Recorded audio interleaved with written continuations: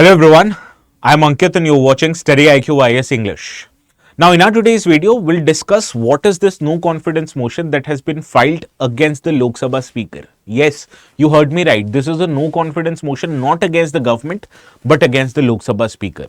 Now the notes which I will be using in our today's session, in case if you want to download them, you can go to a particular Telegram channel called as ATS Live, and while you're at it, please do not forget to subscribe to the channel also.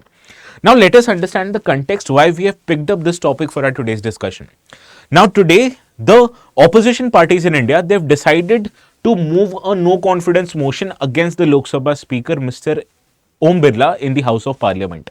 Now this happened since last week because there was some heated exchange that went on between the members of opposition as well as the Lok Sabha speaker after the Lok Sabha speaker denied the leader of opposition, Mr. Rahul Gandhi, to quote from an unpublished book. And after that, since past 1 week, the opposition parties have been boycotting the parliamentary proceedings. Now, party politics aside, we are here to discuss the procedure of removal of the Lok Sabha speaker, right? So we'll do exactly that without wasting your time. Now, what you need to understand, the Lok Sabha speaker is the presiding officer of the lower house of the parliament called as House of People, and he is elected from among the members of Lok Sabha. Now, this wording is very important as far as if you look at Indian constitution is concerned. If the Lok Sabha speaker is elected from the present members of Lok Sabha, this means that he can't be a member who is not a member of parliament, especially the member of Lok Sabha. Now, the procedure of election of speaker starts with appointment of a temporary speaker called as speaker pro tem, which is made by the president of India. Now, the responsibility of pro tem speaker is to first administer oath of office to all the Lok Sabha MPs, and after that hold the election for the election of Lok Sabha speaker, right? So, as soon as the Lok Sabha speaker is elected, the term of pro tem speaker ends. Now, the date of election of Lok Sabha speaker is notified by President of India, and it is usually as soon as possible in the first few days of sittings of the house, right? So this is the process of election of Lok Sabha speaker. Now let us understand what is the tenure of Lok Sabha speaker and what are the processes in which this tenure can be cut short. Now the term of Lok Sabha speaker is generally coterminous with the term of Lok Sabha, which is usually 5 years. But this is usually 5 years, not always 5 years. What if the House of People, that is Lok Sabha, is dissolved early? In that case, the tenure of Speaker of Lok Sabha would continue even after the dissolution of the Lok Sabha unless the new Lok Sabha meets. So the tenure of speaker is usually longer than the life of Lok Sabha. It continues up till the start of next Lok Sabha. However, there are certain criteria mentioned in Article 94 of the Indian Constitution in cases of which the tenure of Lok Sabha speaker can be cut short. It can happen if the speaker ceases to be the member of Lok Sabha. Second, it can happen if the speaker decides to resign from office by writing a resignation letter to the deputy speaker. And third, which is most relevant from our today's discussion, is that if the speaker is removed by a resolution passed in Lok Sabha. So this resolution has been brought under the garb of no confidence motion. Now let us understand what are the rules and procedures that guides how to bring this resolution and how to pass this resolution in the floor of the house, that is the Lok Sabha. This part and parcel is dealt with Article 94 of the Indian Constitution. Just read the verbatim given in the Article 94 of the Constitution. It says, the Speaker of Lok Sabha can be removed from office by a resolution passed by the House of People, that is Lok Sabha, but there is a caveat. This resolution, in case if it needs to be introduced in Lok Sabha, this has to be done by giving a 14 days prior notice at least. And after this resolution has been brought in the House of People, then it needs to be passed by a majority of all the then members of the house, right? So this wording, majority of all the then members of the house, becomes very important. So as I said, this process of removal brings or starts with introduction of a resolution in the House of Lok Sabha. This resolution can be brought with signature of at least 100 Lok Sabha MPs, and this can be brought only after giving a 14 days advance notice.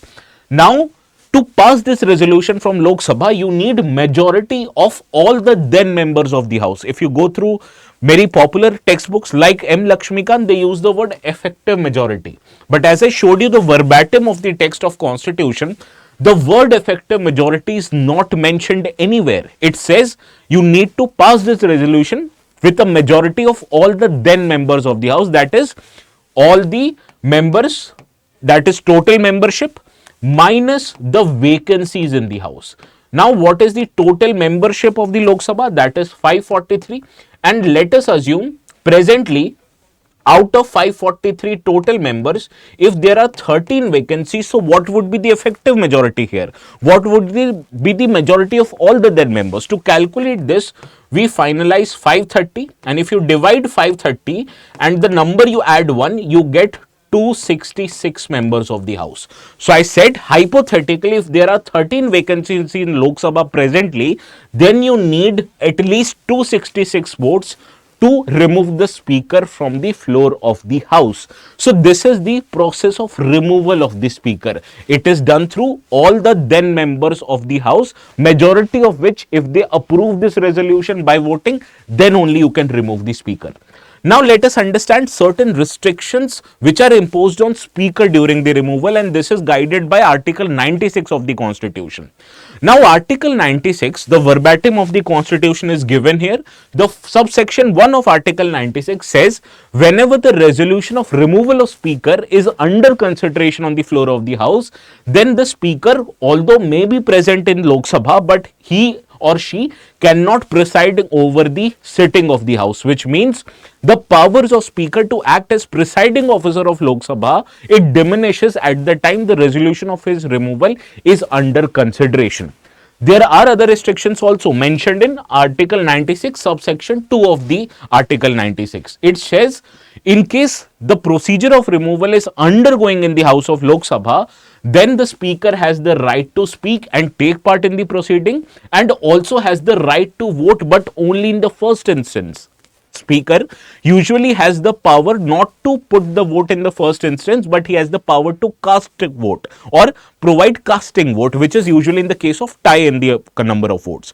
But when the process of his removal is under consideration, then the speaker can speak, he can participate in the proceeding, and also can give vote in the first instance, but he does not have the power to cast a vote in case of tie, that he does not have the power to cast a casting vote, right? So these are the restrictions imposed on Speaker of the House.